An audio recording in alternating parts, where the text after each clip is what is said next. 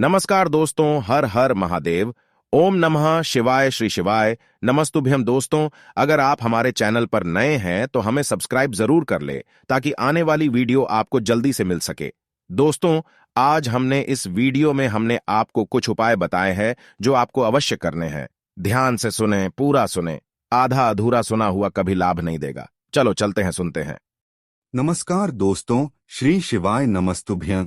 ओम नमः शिवाय, जय महाकाल। जैसा कि आप सभी को पता है, नवरात्रि के अंतिम दिन चल रहे हैं।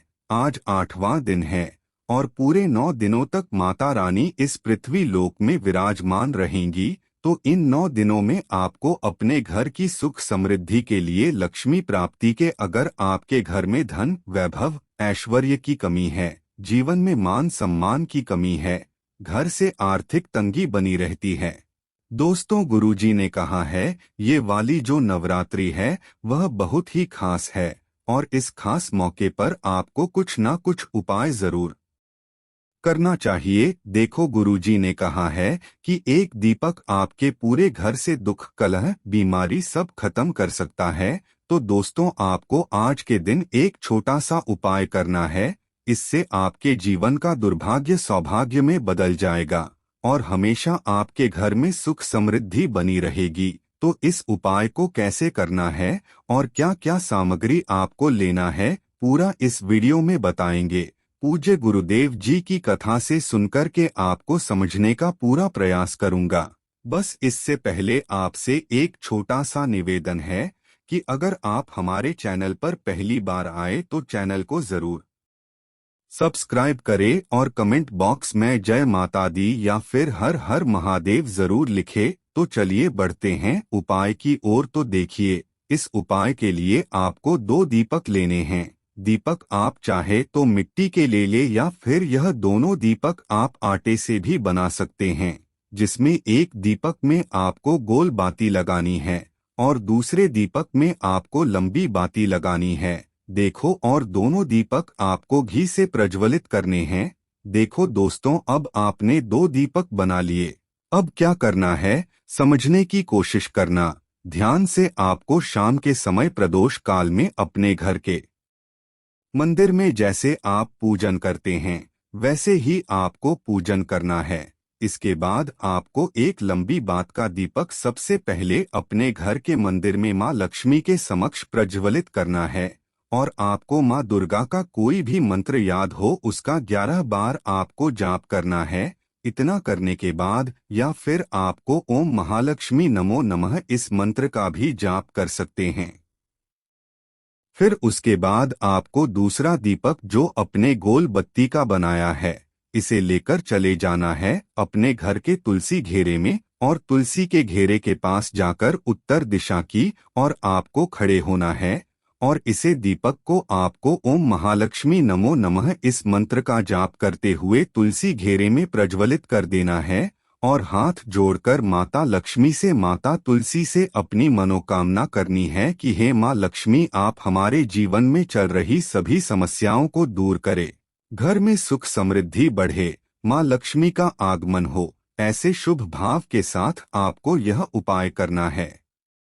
अब आपको थोड़ा सा 1 चुटकी हल्दी लेना है और 1 चुटकी दीपक में डाल देनी है। उसके बाद थोड़ी सी हल्दी में पानी मिलाकर जो 2 इलायची आपने ली है उसे हल्दी में मिला लेना है। देखो, इलायची जो होती है वो हमारे घर में धन संपदा को बढ़ाने का काम करती है। हल्दी में मिलाने के बाद आपको पहली इलायची आपको तुलसी जी की जड़ में समर्पित कर देनी है और दूसरी इलायची को दीपक में डाल देना है।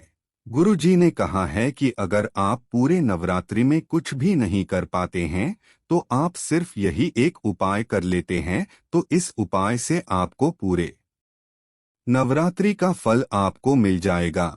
साथ में गुरुजी ने बताया है कि हमें नवरात्रि के दिनों में खासकर तुलसी माँ के समक्ष एक दीपक अवश्य ही प्रज्वलित करना चाहिए। देखो, कहते हैं कि प्रदोष काल में दुर्गा माँ पूरी धरती पर विचरण करती है। जो भी भक्त उनके लिए पूजा करता है, एक दीपक प्रज्वलित कर देता है, उनको कभी भी अपनी जिंदगी में धन की समस्या नहीं रहती है।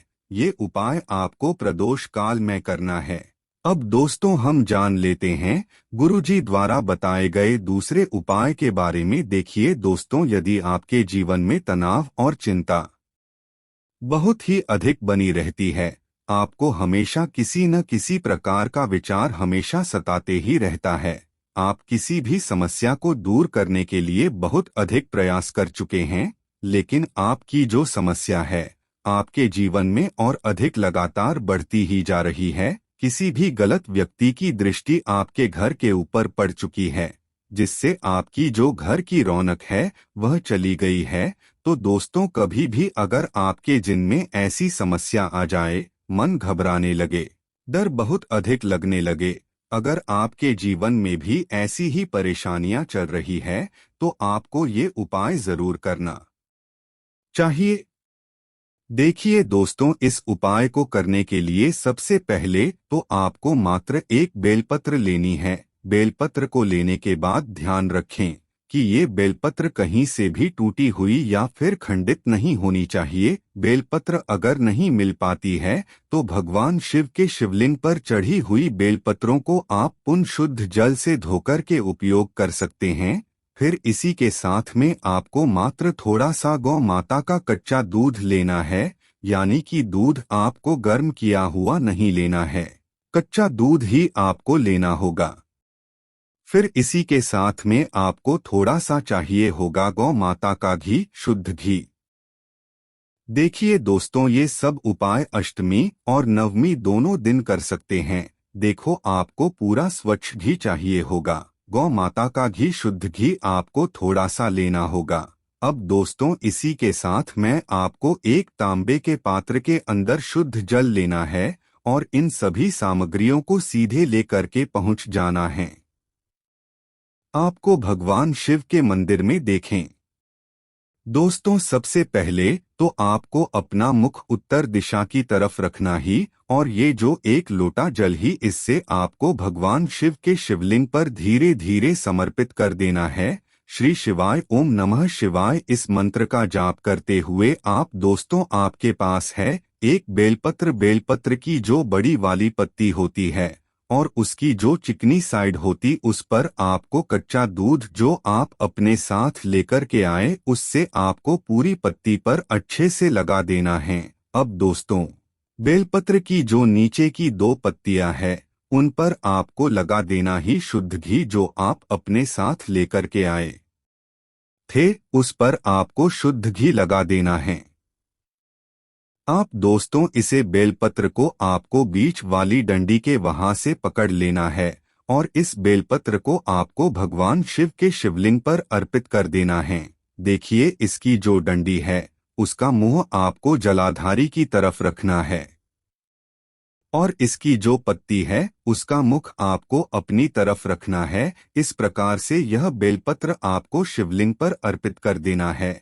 आपको अपना जो हाथ है उसी बेलपत्र के ऊपर रख देना है और आपको भगवान से प्रार्थना कर लेनी है कि मेरा जो समय है वह कभी भी बुरा ना आए। मेरे जीवन में जो तनाव चल रहा है, जो चिंताएं चल रही है, जीवन में जो कष्ट उत्पन्न हो रहे हैं, नई नई समस्याएं आ रही है, बस सभी दूर होने लगे। अब दोस्तों, हम जान लेते हैं तीसरे विशेष उपाय के बारे में। देखिए, इस उपाय के माध्यम से आपके व्यापार में आपको वृद्धि मिलेगी, आपकी नौकरी में आपको तरक्की मिलेगी, आपके जितने भी संकट, कष्ट और बाधाएं हैं इन सभी से आपको मुक्ति मिलेगी। और यदि आपकी किसी भी प्रकार की विशेष मनोकामना भी है जो कई लंबे समय से परिपूर्ण नहीं हो पा रही है, तो वह मनोकामना भी इस उपाय के माध्यम से परिपूर्ण होगी। आप दोस्तों, हम जान लेते हैं तीसरे विशेष उपाय के बारे में, और ये तीसरा विशेष उपाय भी धन प्राप्ति के लिए ही होने वाला है। और यह जो विशेष उपाय है आपको महादेव के मंदिर में ही करना है। देखिए दोस्तों, इस उपाय को करने के लिए आपको मात्र 5 बेलपत्रों की जरूरत पड़ेगी। यदि आपके पास बेलपत्र उपलब्ध नहीं है तो आप शिवलिंग पर चढ़ी हुई बेलपत्र को पुण्य शुद्ध जल से धोकर के उपयोग कर सकते हैं। और बेलपत्र को लेते समय ध्यान रखें कि ये कहीं से भी खंडित नहीं होनी चाहिए। फिर इसी के साथ मैं आपको एक तांबे के पात्र के अंदर अपने घर से शुद्ध जल ले लेना है। और दोस्तों, आपको एक कार्य करना है कि जो 5 बेलपत्र हैं, उनमें से किसी भी एक बेलपत्र पर आपको बेलपत्र की जो बीच वाली बड़ी पत्ती होती है और उसकी जो चिकनी साइड होती है, उस पर आपको शहद का लेपन कर देना है या फिर आपको थोड़ा सा चंदन लगा देना है। केवल एक बेलपत्र पर ही आपको लगाना है। देखिए, आप जो शहद या फिर चंदन लगाएंगे वो आपको अपने अनामिका उंगली यानी कि सीधा हाथ की चीटी उंगली के जो पास वाली उंगली होती है उसी से लगाना है। आप दोस्तों इन 5 बेलपत्र को लेकर के आपको पहुंच जाना है सीधे भगवान शिव के मंदिर में। गुरु जी ने कहा है कि यह 5 बेलपत्र ये वाला उपाय आपके जन्म अष्टलक्ष्मियों की प्राप्ति करवाएगा। एक ऐसी लक्ष्मी की प्राप्ति होगी जो आपके घर में सुख, समृद्धि और संपदा लेकर के आएगी तथा वह लक्ष्मी आपके घर में कभी भी दुख का माहौल या फिर अशांति का माहौल नहीं होने देगी।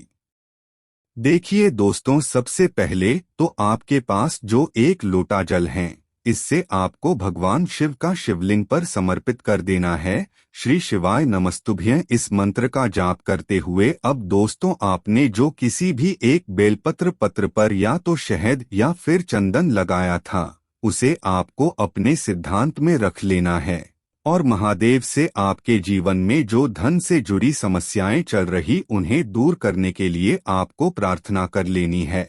और फिर यह जो पहली बेलपत्र है जिस पर आपने शहद या चंदन लगाया है, उससे आपको महादेव के शिवलिंग पर अर्पित कर देना है। फिर जो अन्य 4 बेलपत्र हैं उन्हें आपको एक साथ भगवान शिव के शिवलिंग पर समर्पित कर देना है। श्री शिवाय नमस्तुभ्यं इस मंत्र का जाप करते हुए देखिए, गुरुजी ने बताया है कि यह उपाय आप अष्टमी पर भी कर सकते हैं और सोमवार की जो 9वीं है उस पर भी आप उपाय कर सकते हैं। तो दोस्तों, इस प्रकार से आज के इस वीडियो में हमने आपको नवरात्रि की अष्टमी और नवमी पर किए जाने वाले बहुत ही चमत्कारी उपाय बताए हैं। जो भी आपको उचित और सरल लगता है उससे आप कर सकते हैं। उपायों को करते समय आप किसी भी प्रकार की गलती ना करें। अगर कुछ भी समझ में नहीं आया है तो कमेंट्स बॉक्स में पूछ सकते हैं। श्री शिवाय नमस्तुभ्याम। हर हर महादेव। अगर आपको वीडियो अच्छी लगी हो तो चैनल को सब्सक्राइब जरूर करें। हर हर महादेव। ओम नमः शिवाय।